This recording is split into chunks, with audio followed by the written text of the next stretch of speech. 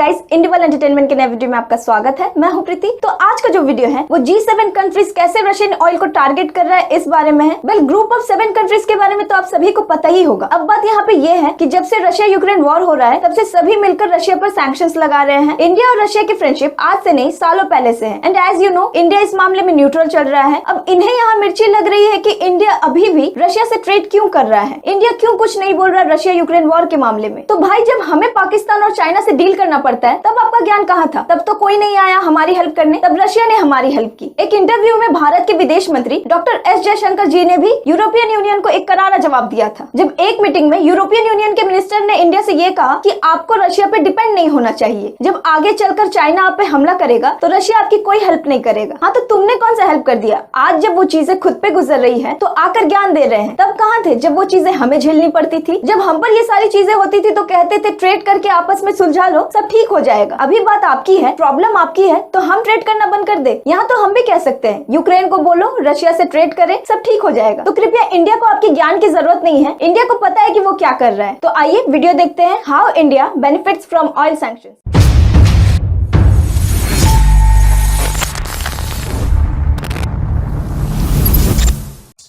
क्या G7 economies के leaders Russia के खिलाफ और ज्यादा स्ट्रिक्ट हो सकते हैं क्योंकि ये यूक्रेन के साथ अपनी लड़ाई कंटिन्यू रख रहा है? डिस्कशन के तहत एक संभावना है क्योंकि एक ग्रुप इस वीक जर्मनी में मिलते हैं रशियन ऑयल के लिए एक मूल्य सीमा जिस पर मेजर इकोनॉमीज कीमतों को तय करने के लिए एक खरीदार के कार्टेल की तरह एक साथ कार्य करती है।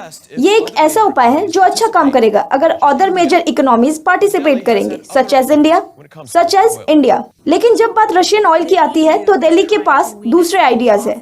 यूरोपियन यूनियन अपने क्रेमलिन के खिलाफ सैंक्शंस की वजह से रशियन ऑयल से खुद को दूर करने की कोशिश कर रहा है, लेकिन अदर कंट्रीज रशियन ऑयल की गिरती मांग के साथ एम्प्टीनेस को भरने के लिए खुश है।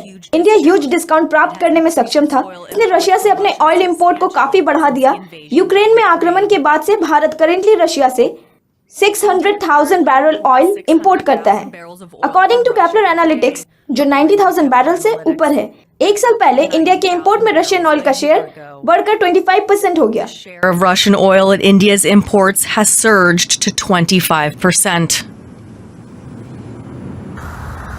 भारत में रशिया के कच्चे ऑयल को रिफाइन किया जाता है गैसोलीन और डीजल के लिए और फिर विदेशों में बेचा जाता है। ये भारत को रशिया के खिलाफ सैंक्शंस के सबसे बड़े बेनिफिशियरीज में से एक बनाता है। Of the sanctions against Russia. Alright, DW political correspondent Julia saintly हमें ज्वाइन कर रही है गार्डनेस से, जो कि उन G7 मीटिंग्स की साइट है। भारत इनमें से कुछ चर्चाओं में मौजूद है जो आज से शुरू हो रही है। G7 प्लान्स में इसकी भूमिका और अदर इमर्जिंग इकोनॉमीज की भूमिका कितनी इंपॉर्टेंट है।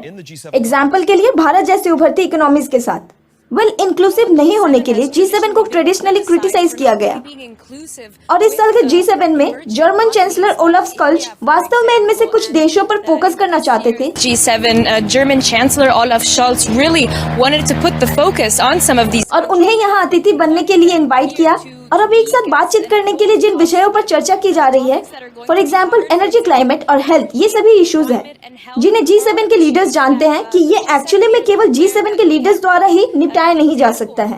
यहाँ कोऑपरेशन चाहिए होगा दुनिया भर के इन बिग इमर्जिंग इकोनॉमीज के साथ ताकि अच्छे रिजल्ट्स अचीव कर सके। be able to achieve results. And the fact is कि देशों को भी G7 में इनवाइट किया गया है।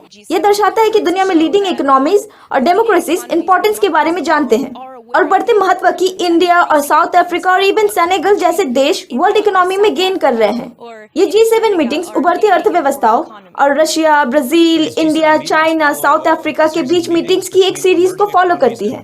क्या इस मामले में दोनों पक्षों की समझ है कि क्या रशिया और नेशंस जो यूक्रेन में अपने युद्ध को रोकने की कोशिश कर रहे हैं कि वो इन उभरती अर्थव्यवस्थाओं को लुभाने की कोशिश कर रहे हैं, या ये बहुत आसान है? नहीं, ये एक धारणा है।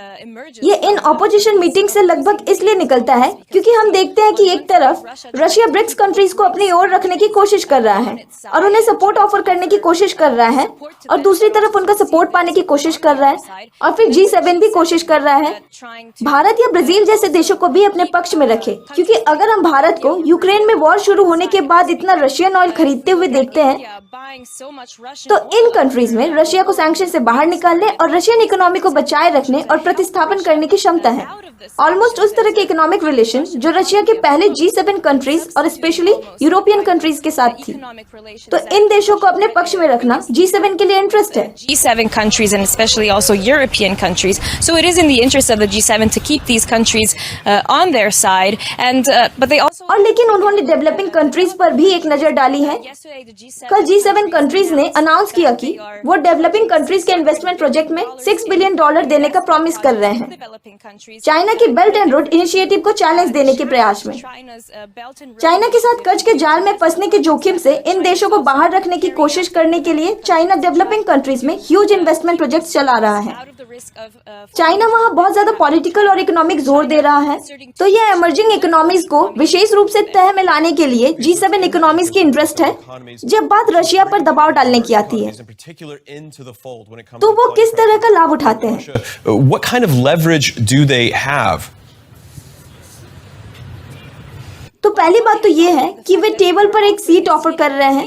ये इम्पोर्टेंट है इन इमर्जिंग इकोनॉमीज को सीरियसली लिया जाना और इम्पोर्टेंट डिसीजंस में एक आवाज होना जो उनकी पॉपुलेशन को भी प्रभावित करेगा। लेकिन G7 कंट्रीज को इमर्जिंग इकोनॉमीज को ये कन्विंस करना पड़ेगा कि उनके वैल्यूज और उनके प्लान्स फ्यूचर में उनके लिए भी लाभदायी है। Their values and their plan for the future are in. For example, जब हम देखते हैं और डेमोक्रेसीज के खिलाफ लड़ाई के लिए इन्हें इमर्जिंग इकोनॉमीज को कन्विंस करना होगा कि उनका प्लान है रिन्यूएबल्स में अधिक इन्वेस्ट और फॉसिल फ्यूल्स को धीरे धीरे त्यागने का। ये एफर्ट कुछ ऐसा है जो इसके लायक है।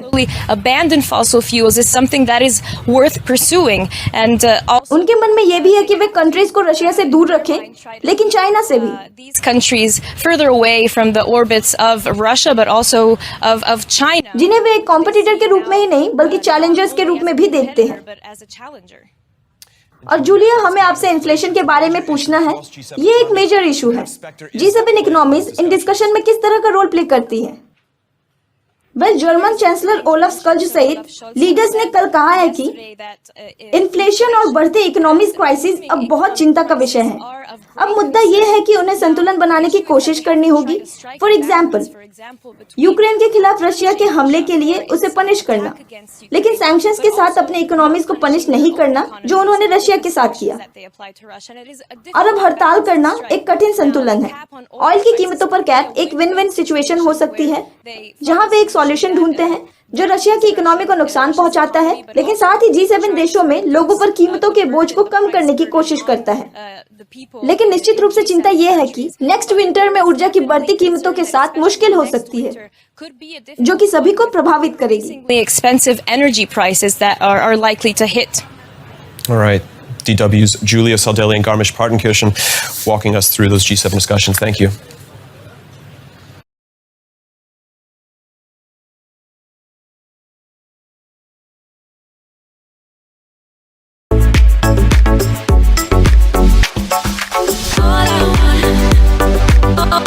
तो पहला कमेंट है हैप्सलेयर। इन्होंने लिखा है, उन्होंने इंडिया को इनवाइट किया क्योंकि वो कुछ चाहते थे, अपने दिल की अच्छाई या इंडिया के बेनिफिट के लिए नहीं। फिर अगला कमेंट है थारून कोंगारा। इन्होंने लिखा है, यूएस को सऊदी और यूरोपियन यूनियन कंट्रीज से भी ऑयल पर ह्यूज डिस्काउंट मिल रही है, जो कभी रशियन ऑयल खरीदते थे। यहाँ तक कि उनकी रिफाइनरीज को रशियन कच्चे ऑयल को रिफाइन करने के लिए तैयार किया जाता था, और अब सडनली गल्फ कंट्रीज में इंटरेस्टेड हो गए और खुश भी है ज्यादा पे करने में। गल्फ अचानक बढ़ती डिमांड को पूरा नहीं कर सकता। ये कोई चॉकलेट नहीं है जो दूसरे स्टोर में गया और खरीद लिया। इसलिए इंडिया के पास कोई चॉइस नहीं बचा रशियन ऑयल खरीदने के अलावा। अब यूरोपियन यूनियन उसका भी एक टुकड़ा इंडिया से रिफाइंड ऑयल के रूप में चाहता है। तो जैसा कि इन्होंने कहा, यूरोपियन यूनियन रशियन ऑयल नहीं खरीद रहा है, लेकिन वही ऑयल जो इंडिया रशिया से खरीदता है कच्चे तेल के रूप में, उन्हें उनमें से एक हिस्सा चाहिए। तो ये पहले इंडिया को मना करते हैं कि रशिया से ट्रेड मत करो, और जब हम ऑयल खरीद कर अपने रिफाइनरीज में उसे रिफाइन करके बेच रहे हैं तो ये खरीद रहे हैं। ऐसे तो बड़े बड़े भाषण देते हैं, यहाँ इनकी जरूरत है तो कुछ नहीं बोल रहे। फिर अगला कमेंट है जॉन फॉस्टिनो। इन्होंने लिखा है, ये बहुत सरप्राइजिंग है कि कैसे वेस्टर्न कंट्रीज मानते हैं कि उन्हें ये डिसाइड करने का हक है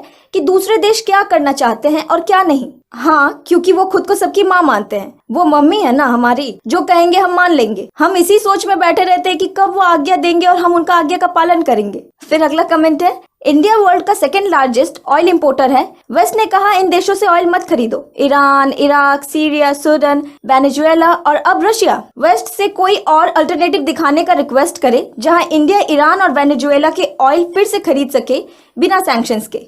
फिर नेक्स्ट कमेंट है रटाटा जेके, इन्होंने लिखा है so in the end European Union Russian oil और गैस के बिना नहीं रह सकता। In the end price cap indicate करता है कि यूरोपियन यूनियन रशियन ऑयल और गैस खरीदेगा, no matter pay at high price और लो प्राइस। यूरोपियन यूनियन ने कहा था कि वो रशियन ऑयल और गैस के बिना सरवाइव कर लेंगे, लेकिन अब ऐसा नहीं लगता। फिर अगला कमेंट है इमी सैवेज ऑफिशियल, इन्होंने लिखा है India hats off, India lead the world to different level. फिर स्टीव कॉर्टिस ने लिखा है J7 अचानक इमर्जिंग इकोनॉमीज में इंटरेस्टेड क्यों है? और सैंक्शंस की वजह से इन इमर्जिंग इकोनॉमीज को वही करना चाहिए जो J7 करता आ रहा है, अपने इंटरेस्ट पर फोकस। यूरोप ने अपने एनर्जी नीड्स के हिसाब से अपने सैंक्शंस को एडजस्ट किया, ठीक ऐसे ही इमर्जिंग इकोनॉमीज है। फिर हस्कैला ने लिखा है थैंक यू इंडिया, जर्मनी में हम सिर्फ चीप रशियन ऑयल खरीदने और उसे ज्यादा कीमतों में बेचने के लिए इंडिया से जेलस है, that is the whole story. OPEC द्वारा ऑयल प्रोडक्शन को और कम करने से बायर्स के कार्टेल आसानी से डिस्ट्रॉय हो जाते हैं। ओपेक के पास ज्यादा फंड्स और विरोध का सामना करने की इच्छा शक्ति है, while our economies won't stand one week. तो जैसा कि आपने कहा कि आप इंडिया से जेलस है क्योंकि ये रशियन ऑयल चीप कॉस्ट में खरीदता है और दूसरे देशों को हाई कॉस्ट में बेचता है। वेल ये इंडिया इसलिए करता है क्योंकि नेक्स्ट कमेंट है राकेश दे, इन्होंने लिखा है यूरोप को ये समझना चाहिए कि उनके एनिमीज हमारे एनिमीज नहीं हैं। फिर ब्रायन ने लिखा है पैथेटिक, अब वो खुद के सैंक्शंस के लिए इंडिया को ब्लेम करेंगे। तो आज का वीडियो मैं यहाँ पे खत्म करूंगी और मिलूंगी आपसे नेक्स्ट वीडियो में। Till then good bye.